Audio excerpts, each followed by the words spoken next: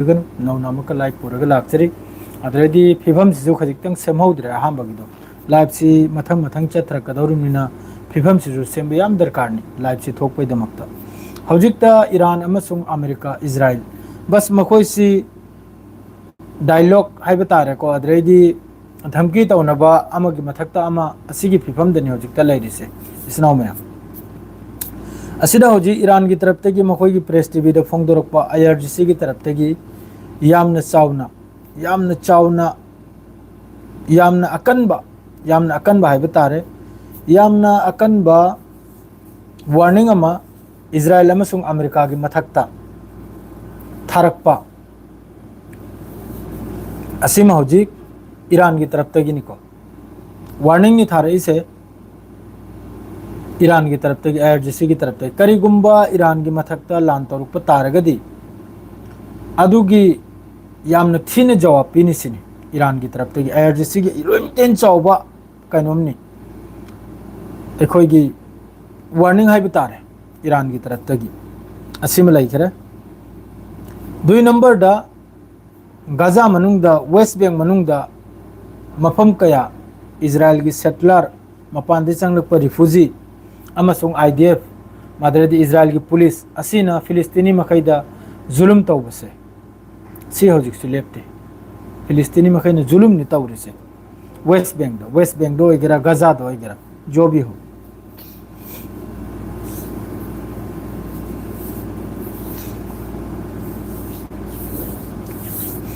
कौन मखै से करे करनो लाए कौन मखै लाक्चनी वालेकुम अस्सलाम एमडी नसीर खान कम तौरगे नसीर खान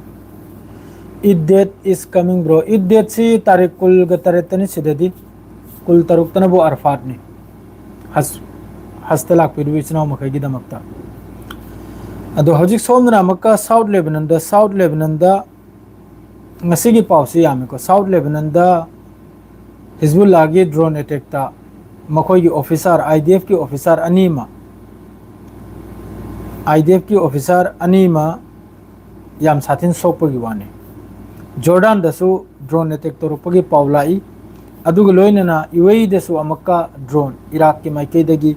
पाइजलपगी पावलाई यूक्रेन की सहायरकनी दे यूक्रेन की सु Pawase अदुम लाकने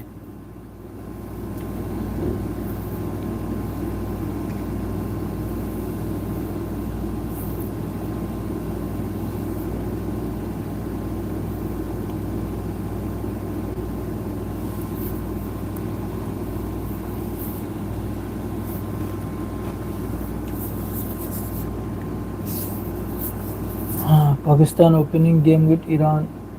and then the Saudi.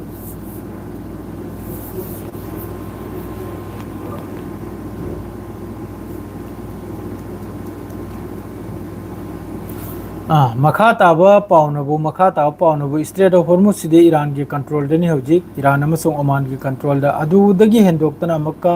Iran के तरफ तै लाउथोरेसिनबु स्ट्रेट ऑफ हॉर्मुज दा मादरेदी रेड सी दा ईरान की इसिंग दा ईरान की समंदर दा ईरान की बॉर्डर दा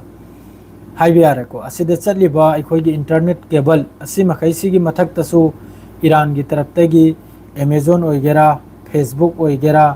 मादरे मोहगी अतै इतै लेरिबो जोतो कंपनी मखैसे अमेरिका की असि मखैसिदगी टैक्स अमा लौबगी ईरान की तरफ तगी असिमसु लाउथोरखरे स्ट्रेट ऑफ हॉर्मुज तगी हेंदोक्तना अतै सिरेसु हौजिक सिगी रीजन सिदा किंग ओइरिसि कनानो हाइबदा हाय सोमरजीत ओइनम सिगी रीजन सिदा हौजिक तक किंग ओइरिसि कनानो हाइबदा ईरान ना हौजिक सिगी रीजन से पूरा अमेरिका लांसिंग नमद्रे इजराइल सु लांसिंग नमद्रे करिगे हाइबदी असुक यामना ईरान की तरफ तगी स्टेटमेंट मथंग मखोइगी आली अकबर ओइगेरा पेजेस्कियन ओइगेरा मादरे आईआरजीसी ओइगेरा खतम अल अंबिया ओइगेरा माइकई मरी दगी डेली वार्निंग अमम चलिमनी ईरान की तरफ तगी सिजफायर डील सी लैपटॉप से मुथत पे आ रहा है पाव लोइना खंगजरे खंगिब्रने पाव से लोइना पारे दु मथंग अदुम हायरागे पाकिस्तान की तरफ तगी सु हौजी ईरान की फॉरेन मिनिस्टर का मादरेदी इस्माइल बागेरी हर से इस्माइल बागेरी मासिनबु अखोइगी अतोपमनी माने मासु फॉरेन की स्पोर्ट पर्सन हमनी अदुने कइने वारी सानबगी वानी जो भी हो अदु मखैदु लोइन थमखिगे मेन मुद्दा द लाके सिगी रीजन सिदा मरुक मयाम हौजिकता निंगथौसी ईरान की मथकता करिमता लेत्रमनि पावरफुल कंट्री सिगी रीजन सिदा अतै मखै सिदी एदगी जेट फाउब लोइना मीगी मसुम चाबा खाउ पाइबा ngang ngasi पाउद जॉर्डन द फाउब ईरान की तरफ नतेको आई एम सॉरी जॉर्डन द फाउब ड्रोन पाइजलकपगी वानी जॉर्डन द पाइजले इखोइन लेरिसिर पाइजले यूएई द पाइजले वारिम ने हरिबा लान तौगे हरदी अमेरिका अमसुंग इजराइल न लान तौगे हरदी नहन लान तौखरनी करिगिनो तौद्रिसे हजु फाउब ईरान की खुचु खुलाइसे ईरान की हजु की असाई लौरांग की पाउदनी स्ट्रेट ऑफ हॉर्मुज मयादा अल अरेबिया की न्यूज़ निको स्ट्रेट ऑफ हॉर्मुज की इलाका से ईरान की मखोई की मिसाइल फैक्ट्री वगैरह मिसाइल गुदाम वगैरह माद्रेदी मिसाइल साफम वगैरह असी हजु फाउद 33 देगी 30% 33 अदुकुंबा मफम अदुरा हजु फाउब ईरान की कंट्रोल दा 30 एक्टिव निचिनी मिसाइल अखोई की फैक्ट्री वगैरह जो भी हो अदुम लेखरे मादिसी लोइना अमेरिका की महोई की इंटेलिजेंस की रिपोर्ट निको 70 आफ्ता 70 की मथकता 70% की मथकता मखोई की हौजी की लॉन्चर से मिसाइल लॉन्चर से असिसु सही सलामत ईरान दे लेबिगवानी असी पुनमक्की रिपोर्ट से लोइना अमेरिका दे चलिमनाबा ईरान द खुचु खुलाई से क्या लेरे ईरान से लान तौबगी कैपेसिटी क्या लेरे से लोइना ममईदगी मकोक्तगी ममई फाउ लोइना खंगिमनाबा अदु खंगबदुनो बो हजु फाउबा इजराइल की तरफ तगी अमेरिका की तरफ तगी ईरान मनुंगदा हरकत तौबो ngamdru नत्रदि इजराइल पावरफुल खुचु खुलाई है जेट फाइटर है अमा है वात्रिबा थागत पो आनतेको मीन मपांगल कलबदु कल्ली हाइदोरमी एयर फोर्स ता बहुत स्ट्रांग नि इजराइल अमसुंग अमेरिका अदु ओइरेगसु F-35 फाउबा ईरान की तरफ तगी इंटरसेप्ट तौरगा अमेरिका की रिपोर्ट अमदनबु 40 देश लान तौबा कांदा 40 एयरक्राफ्ट असिदा ड्रोन यावखरे माद्रे अमम यावखरे लोन यावखरे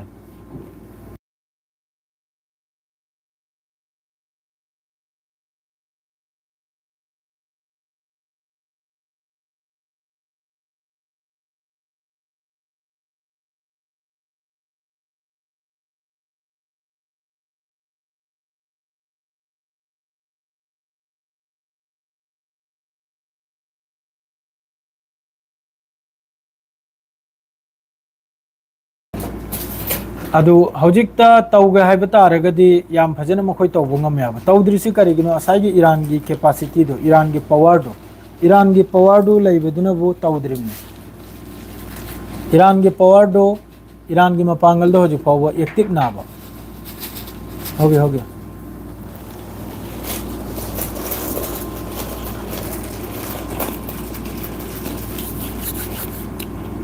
सांगना लाइव तौसी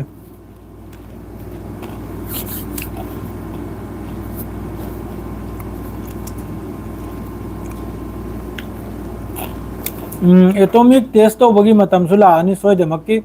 अदो हजिक लान से करायदन हमरो मयाम लोकल लाइव तो रखे लान से ईरान दनते लान से लेबनान दनी तौनरिबा वालेकुम अस्सलाम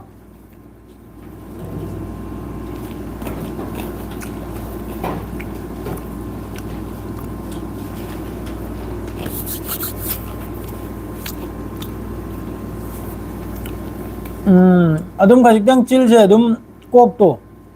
मनुंग दगी पाव मखै दो लौथोरे नि वारो भी आदि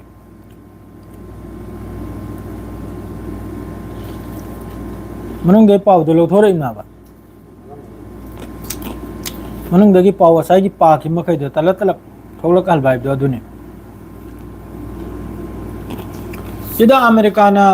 इजराइल ना एकदम अलोई भी था नेतो याउन चंगलक बता रगसु ईरान की मथकता चाब से थमगे ईरान की मथकता नेतो याउन चंगलक तारगसु ईरान की मतु नामम यथत पंगमरोदन निसिम खंगल और मया ईरान सी मिडिल ईस्ट की किंग ने होजित करिगायदी माना हौदब मिलै खिद्रमनी माना सोक तो मिलै खिद्रमनी अरब कंट्री लोइमक स्ट्राइक तौग्रमनी हंदक करिगुंबा हरकत तौरप तारगदी ईरान अमेरिका इजराइल सिसु आईआरजीसी की तरफ तगिनी हंदक करिगुंबा हौरप तारगदी ईरान इजराइल अमेरिका तो ओइरोय अतोप सिगी रीजन से लेरिबा कंट्री पुनमक सोकने है ईरान की तरफ थे जिस तरह ममांग सोखिबदो असिदा होजी अमेरिका की base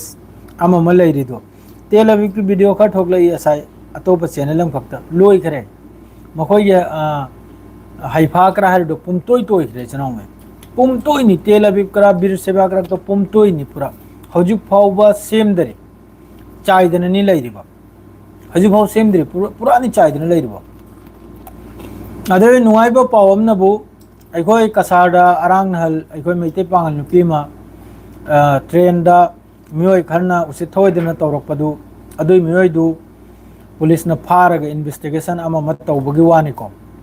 my मथकते case ताखरे FIR ताखरे comment की मतुंग इना दुम पाव से चत्रकदुम पाव दिए नहीं नोंथिल गया दुम सेकंड खुदिंग की पाव पिरममनि मयाम अदुरा हाइर मखै दु लोइन अल जजीरा प्रेस टीवी अमा मदगी लोइन चाक चाउद्रीने कम दौरिगे भाईजान चा नुंगारी अलान पिंदना हारिस हैंड fighter jet is not available कहीं ने ईरान लेरंबा सिदसु लांचे होद्रिंगदे ईरान लेरंबा मखोयगी जेट फाइटर वगैरह अम वगैरह असि मखैसे लोइना अफगानिस्तान पाकिस्तान असोमदा 28 फेब्रुआरी देगी लोइना थैदोखरम असोम के कंट्री मखैसिदना लोइना थैदोखरम एदगी जेट फावबा सिम लेरे एक नंबर दा दुई नंबर दा इना हजु हारदुनी ईरान की मथकते कनातना लान तोबो ngamloi चाक चाद्री तवा मसिबु तल हो हाइखरे आइगा लैमनरी से दु नहीं से चेंग थोंगरोगे चाक थोंगरोगे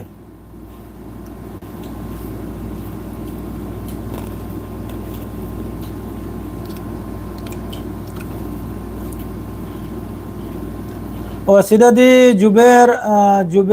बोइचा सिददी ई तारीख कुल तरेतनी इंडिया ददी कुल निपाल और निचुमले ईरान तुमलो या सीरसु तुमलो करी गए ईरान दा बहुत खुचु खुलाई लेखरे बहुत सीजन दबा ईरान सीजन दबा खुचु खुलाई मैम लेखरे सिना अदुनी हो एयर जिसना हडो खतम लंबिया एयर जिसना हडो करी गुंबा हंदक लान तोरप तारगदी यामना सरप्राइज ओइबा सरप्राइज सिदा मखलनी सुइको अनौबा मिसाइल ना होय न्यूक्लियर वेपन असी गुंबा में आमम लेरिया अदुग अमेरिका ना तोरप तारगदी यामना चावना तोरकनी सिमसु खंग अमेरिका अमसुंग इजराइल हंदक लान तोरप तारगदी ने अमकिदा ईरान से मख्वांग से ये कोई मोंग तौरकदौरमी असिदा अतै अतै कंट्री सु मैम यौरकदौरमी असिदा पोप तौरिसे कनाना द मिडिल ईस्ट लैरिबा अखोयगी लाइक गाजा दा वेस्ट बैंक दा लेबनान दा फोस्फोरस हारिबा वेपन अखोयगी बॉम्ब से असिनि सीजन रिबा इजराइल फोस्फोरस हारिबा बॉम्ब सिनि ईरान की एयरफोर्स दरकार लेते इताओ ईरान की एयरफोर्स दरकार लेते ईरान की मिसाइल लेने काफ़ी नहीं ईरान दे लेरिबा खुर्रम शहर खैबर इमाद फतेह असी तय मथौनी अतै करमद मथौ तो दे शहीद 136 ड्रोन लोइरे असिदनी महोइने जिरजिर चितलिबा है आएगी मिसाइल मरी है खैबर सकीन अदरदि इमाद अदरदि सोमनबु करिकरनो लेबिने फता अदरदि सजील अदरदि शहीद 136 सुसाइड ड्रोन असी मखैसे तै मथौने अतै कनित मथौनते अदुई मथक्ता हौजी ईरान हारि बाहायनबु स्ट्रेट ऑफ हॉर्मुज मथक्ता खनि ममांग दे जेट फाइटर अनिहुम पाइबा अदु सुलोइना दाग चारगा किल चारगा सखरिम ईरान की किल चारगा सखरिम अदुनदि ईरान सिदा रशिया की तरफ ते वगैरह चाइना की तरफ ते वगैरह खुचु खुलाई से मयाम अतोप एडवांस ओइबा खुचु खुलाई सु मयाम लाखराबा इंटरसेप्ट तौनगा एमा तौनगा अदुना एवं अमेरिका करार से यामना फत्तब लौसिंग सिंग्रब कंट्री हमनी इजराइल करार से यानो हुराम चाउबा हैदु पूरा दखाइत की कंट्री नाबा अदुना मखोय सु यामना साथी ने कुपना मनिंग मखा से एंगलेगा लोइने इन्वेस्टिगेशन से तौरगा मखोय की इंटेलिजेंस तगी पूरा रिपोर्ट से अमतोइने खोमजे लेगा ईरान की मथक सिदा मचिन थीरिमनि डोनाल्ड ट्रम्प नाउजी की गंता में ममांगदा हायरकपना ईरान की मथक लान तब लेपख्रिमना मचिन थीरिमनि सऊदी ना कतर ना यूएई ना रिक्वेस्ट तौरपदे लान लेपनि मचिन थीरिमनि मागी मेन मकसद है ईरान बुक की हलबा अदुनि मान कुनो दिन द ईदना थमोगे अमेरिका ना ऐगी वाखलदा अमेरिका मसुंग इजराइल ना ईरान की मथक लान तौरकने से सुप्था थाजदे ओइद्रमनि मखोयगिने नुमित निफुनी दुदने मखोयगी फाती दिन लोइग्रमनि फाती बायदे खंब्रा पोखायदन लोइग्रमनि अमेरिका अमसुंग इजराइल की पूरा पोखाइग्रमनी नुमित निफुनी लान तौबदुरा ईरान बहुत नईग्रमनी मखोई की हजिक की कुवैत की बेस क्राक तो एंगनिंगा याउद्रे तो इग्रे पुमतोय पुमतोयनी अदुई मथकदा हजिक साउथ लेबनान द हिजबुल्लाह ना मल्ले मल्लेगनी फोइरि बाय ममता खंगिब्राने मल्ले मल्लेगा अमुल बदुनी लौथोई बाय आईडीएफ की लान मी मखोई की बुलडोजर मखोई की मरकाबा टेंग मखोई की व्हीकल मफम अमददी मी निप्पाल लोंक्रा सोकपगी वानी व्हीकल अमद मखोइना ड्रोन अटैक तौबदा हिजबुल्लाह की तरफ तगी मी निप्पाल फावबो अद्रैदी जुलुम तौरिसे कराइदनो खंगलो वेस्ट बैंक दा गाजा दा जुलुम तौरादि खंगलो इजराइल माइ थी रहबो करिगैबदी हिजबुल्लाह दा साउथ लेबनान दा माइ दु थीरमनि हौजे कम तौरे हैबदा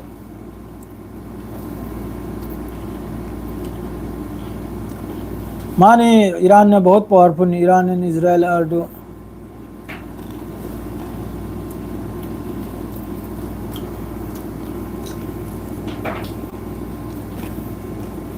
कमेंट पाउद्रे पाकिस्तान हजिक की मोहसिन नकवी हजिक चप्पगी अदुगी डिटेल्स तो लाक्तरे खंगिब्राने सिदा हारिसिनबु मोहगी साइगी 14 पॉइंट ईरान ने पीखिबसे से हाने ममांगी दु खक्तनी चिना ममांग जो हाइगी दो 14 पॉइंट सिगी रीजन सिदगी हजिक मेन ओइन हारसे सिगी रीजन सिदगी मिडिल ईस्ट तगी हनी ब्रो सिगी मिडिल ईस्ट सिदगी अमेरिका की फोर्स अखोगी चटपा एक नंबर दा दुई नंबर दा ईरान की मांग की पैसा पुनमक हंजलक्पा माद्रेदी ईरान की फ्रीज तौखिबो पैसा पुनमक थादोरक्पा असि मखैसिनी पॉइंट से अदुगा ब्लॉकेड हांगबो स्ट्रेट ऑफ हॉर्मुज ता असि मखैसिनी अदु ngasisu ईरान की तरफ तगी ऑयल टैंकर गैस 26 कुल तरुक नसी स्ट्रेट ऑफ हॉर्मुज तगी पार होखिबगी वानी कुल तरुक स्ट्रेट ऑफ हॉर्मुज तगी जहाज ऑयल टैंकर माद्रेदी गैस पुबा अदरे अतै अतै पुबा कार्गो असी ईरान की तरफ तगी टैक्स पिरम मेगा ईरान दगी आशीर्वाद लौरेगा स्ट्रेट ऑफ हॉर्मुज तगी थोखरेमनि से जहाज से फुल कंट्रोल नहीं हो नो टेंशन इसराउ में स्ट्रेट ऑफ हॉर्मुज ईरान की फुल कंट्रोल दनी ओमान की फुल कंट्रोल दनी पैसा मखोय दे चंगले नि सिनसु काफिनि सिदसो अदुम खंगलो डोनाल्ड ट्रम्प ना अदुम थोकलक लेगा सुम कोटांग थेंगलि बाय बेकार ने सुप्ता तारुनु बेकार ने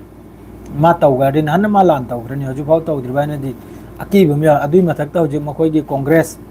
ईरान की मथक्ता लान तौब तारगदि कांग्रेस तगी परमिशन असांग बलान नोंगनिनि की नते सांगतकना हप्ता मरुम तरानि मरुम लान तौगाय तारदि मखोय की कांग्रेस तगी परमिशन अमा लौब दरकार नि डोनाल्ड ट्रम्प की अदुरसु मा फासिरमनि अदरे हजु की मखोय की इजराइल की करे कोई खाव पाइबम को लेबनि याम साथिना चाक चाद्री स्मोर्टी साइड अदुना हजु वेस्ट बैंक दा आईसीसी दा क्राक चैलेंज तौखली आईगी एरेस्ट वारंट पुथोकलोगरा आईगी दिना वेस्ट बैंक दा आई मी युम मयाम थुगाइरनि रिफ्यूजी मयाम ताहलने ने हायरेबा इजराइल दी वेस्ट बैंक रा हायरिबा माद्रेदी जेरूसलेम माद्रेदी सोमना तेल अबीब क्रा हाइफा क्राक सिदी अमक हायरे कांदे ओरे सिदा लैरिबा मी मखैसिदी मी दा नत्रे मखैसिदी नहीं सो अंगांग हमसु शहीद होबगी वानी जो भी हो ईरान की तरफ तक